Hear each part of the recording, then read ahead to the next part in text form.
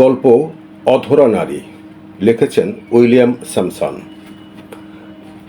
একদিন এক যুবক রোমে বেড়াতে এসেছিল। সেটাই তার প্রথম রোম দর্শন। সে এসেছিল একটা গ্রামাঞ্চল থেকে, কিন্তু এই সুন্দর ও বড় রাজধানী শহরটি যে অন্য অনেক জায়গার তুলনায় অনেক বড়, ভালো ভালো জিনিস তার হাতে তুলে দেবে এমন কথা ভাববার মতো অল্প বয়স বা অতি সরলতা তার ছিল না। সে জানত জীবনটাই মায়া। অনেক আশ্চর্য ঘটনা যেমন ঘটতে পারে, তেমনি তার ক্ষতিপূরণ হিসেবে অনেক হতাশাও দেখা দিতে পারে।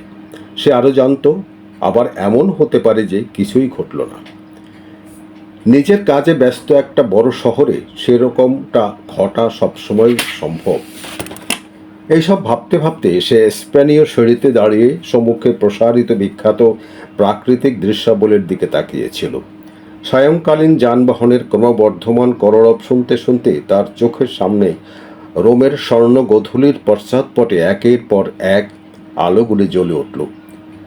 ঝকঝকে মোটরগুলি ফোয়ারার পাশ দিয়ে দ্রুত গতিতে আলোকিত ভিয়া কন্ডোতিতে গিয়ে ঢুকল। বাসের হলুদ জানালায় অনেক মুখের ভিড়, সকলের চোখে মুখেই কোথায় যেন যাবার তাড়া। শহরের প্রতিটি মানুষই সায়ংকালীন কাজে ব্যস্ত, শুধু তারই কিছু করবার নেই। শহরের এইসব কর্মব্যস্ত মানুষের মধ্যে নিজেকে বড়ই একলা মনে হতে লাগলো তার। অ্যাডভেঞ্চারের সন্ধান থেকে জন্মেনি, এরকম মনোভাব থেকেই কোনো লাভও হয় না। সুতরাং যুবকটি সিঁড়ি বেয়ে উপরে উঠতে লাগলো। সুন্দর গির্জাটা পেরিয়ে পাহাড়ি পথ বেয়ে হোটেলের দিকে এগিয়ে চলল। সংকীর্ণ রাস্তাগুলোতে মদের দোকান ও খাবারের দোকানের ঠাসাঠাসি ভিড়। ভিত্তিরও জেনে তোর প্রশস্ত রাজপথের দুধারে বার্ঘিস গার্ডেনের ছায়ায় ইউরোপের সেরা ক্যাফেগুলিতে তখন জমায়েত হয়েছে রোমের সেরা সব মানুষ। কিন্তু রাস্তাঘাটগুলি তখনও খুবই নির্জন, তাই যুবকটিরও সেই সব নির্জন পুরনো রাস্তা ধরেই এগিয়ে চলল। সেই রকমই একটা ফুটপাতবিহীন গলিপথ, দুধারে পুরনো হলুদ রঙের বাড়ি, নির্জন গম্ভীর পরিবেশ। যুবকটি একাই পথ চলছে। হঠাৎ তার খেয়াল হলো একটিমাত্র নারী মূর্তি পাহাড় বেয়ে তার দিকে নেমে আসছে। নারী আরও কাছে এলো। তার আভরণে সুরুচির ছাপ, চলনে ঝরে পড়ছে গৌরব, মুখখানি অবগুণ্ঠনে ঢাকা। কিন্তু সে সুন্দরী, সেটা বুঝতে অসুবিধা হয় না। ঘটনাক্রমে এমন সুন্দরী নারীর কাছাকাছি আসতে পেরে যুবকটির একাকিত্বের বোধটা যেন সহসা তাকে পীড়া দিতে লাগলো। সেজন্যেই সৌজন্যের খাতিরে ঘাড় ঘুরিয়ে চোখ দুটি নামিয়ে নেবার আগে চকিতে একবার তার দিকে না তাকিয়ে পারল না। একবার তাকিয়েই সে চমকে গেল যেন। তার মুখের দিকে একদৃষ্টিতে তাকিয়ে রইল। না, সে ভুল করেনি। নারী মূর্তিটি হাসছে, তার আচরণও দ্বিধাগ্রস্ত। সঙ্গে সঙ্গে যুবকটির মনে হলো বীরাঙ্গনা, কিন্তু না, হাসিটা তো সেরকম নয়। আশ্চর্য, কি আশ্চর্য! নারী মূর্তি কথা বলল। আমি আমি জানি আপনাকে কথা বলা উচিত নয়, কিন্তু আজকের সন্ধ্যাটা এত সুন্দর, আর হয়তো আপনিও নিঃসঙ্গ, ঠিক আমারই মতন। নারী অপরূপা। যুবক মুখে কিছু বলতে পারল না, কিন্তু অন্তরের উচ্ছ্বসিত আনন্দ তাকে মৃদু হাসবার শক্তিটুকু জোগালো। নারী আরেকবার দ্বিধাগ্রস্ত গলায় বলল, তাই ভাবলাম হয়তো আমরা একসঙ্গে একটু হাঁটতে পারি, একপাত্র সোরা। এবার যুবক নিজেকে ফিরে পেল। তার চাইতে আনন্দের আর কি হতে পারে? আর 1 মিনিট উপরে উঠলেই তো ভেনেতা। নারীর ঠোঁটে আবার মৃদু হাসি ফুটল। আমার বাড়িও ঠিক এখানেই। নীরবে তারা কয়েক পা নিচে নামল। যুবকটি তো একটু আগে এই মোড় দিয়েই উঠে গিয়েছে। নারী আঙুল তুলে দেখালো প্রথম সারির ছোট ছোট বাড়িগুলো যেখানে শেষ হয়েছে, তারপরেই খানিকটা খোলা জায়গা। তারা সেখানে হেঁটে গেল। খোলা জায়গার প্রাচীর ঘেরা একটা বাগান, আর তার পিছনেই একটা রুচিসম্পন্ন বড় বাড়ি। স্ত্রীলোকটির মুখে একটা বিচিত্র ম্লান দীপ্তি। স্বচ্ছ সূক্ষ্ম ত্বক, ধূসর অথচ উজ্জ্বল দুটি চোখ, কালো ভুরু আর উজ্জ্বল কালো চুলের মিশ্র সৌন্দর্য। সে এগিয়ে গিয়ে চাবি ঘুরিয়ে বাগানের ফটকটা খুলে ফেলল। ভেলভেটের পোশাক পরা একটি চাকর তাদের অভ্যর্থনা জানালো। প্রকাণ্ড বৈঠকখানায় ঝাড় লণ্ঠন ঝুলছে, সামনে সবুজ উঠোনে জলের ফোয়ারা, ফেনায়িত সুরা পরিবেশন করা হলো।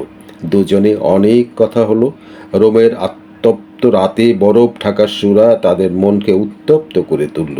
যুবকটি মাঝে মাঝেই কৌতূহলী চোখে নারীর দিকে তাকাচ্ছে। নারীও কটাক্ষপাতে তার দাঁত ও চোখের চাতুরিতে অনেক কিছু বোঝাতে চাইছে। যুবকটির মনে হলো তার সাবধান হওয়া উচিত। একসময় ভাবল, এবার মেয়েটিকে ধন্যবাদ জানিয়ে উঠে পড়াই ভালো। যেটুকু বাধ্যবাধকতা জন্মেছে এখানেই তার ইতি হোক। কিন্তু মেয়েটি তাকে বাধা দিল, প্রথমে মৃদু হাসি দিয়ে, তারপর বিষণ্ণ দৃষ্টি দিয়ে।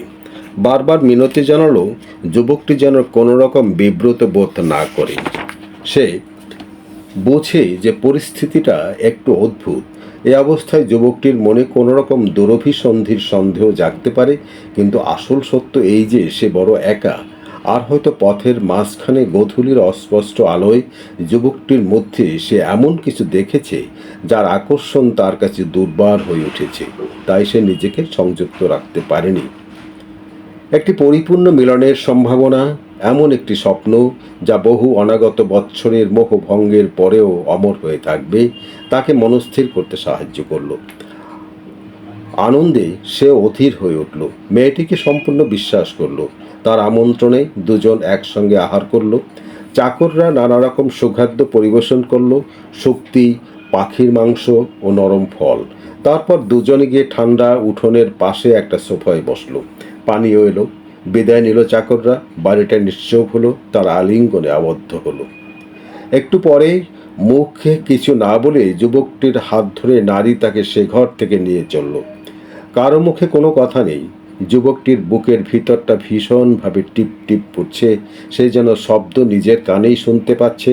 কিন্তু সেই উত্তেজনার মুহূর্তে তার মনে জাগলো এক নতুন নিশ্চয়তা। মনে হলো এমন লগ্নে, এমন মনোরম সন্ধ্যায় কখনো খারাপ কিছু ঘটতে পারে না। সব কথা স্তব্ধ হয়ে গেল। দুজনে সিঁড়ি বেয়ে উপরে উঠতে লাগলো। যুবকটির ভালোবাসা একেবারে উদ্বেল হয়ে উঠল।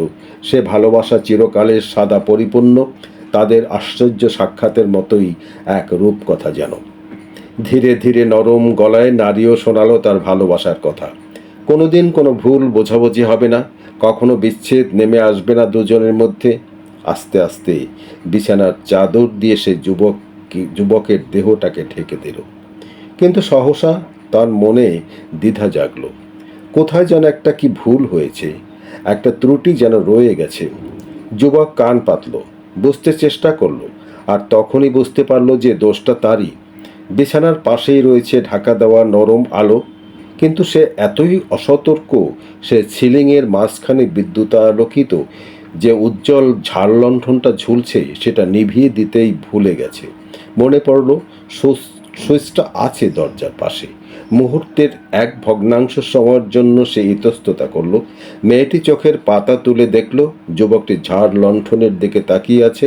ব্যাপারটা বুঝতে পারল। তার চোখে একটা ঝিলিক খেলে গেল। অস্ফুটে বলল, প্রিয়তম, চিন্তা করো না, উঠো না। নারী তার হাতটা বাড়িয়ে দিল। হাতটা বড় হতে লাগলো, বাহুটা ক্রমেই বড় হতে লাগলো।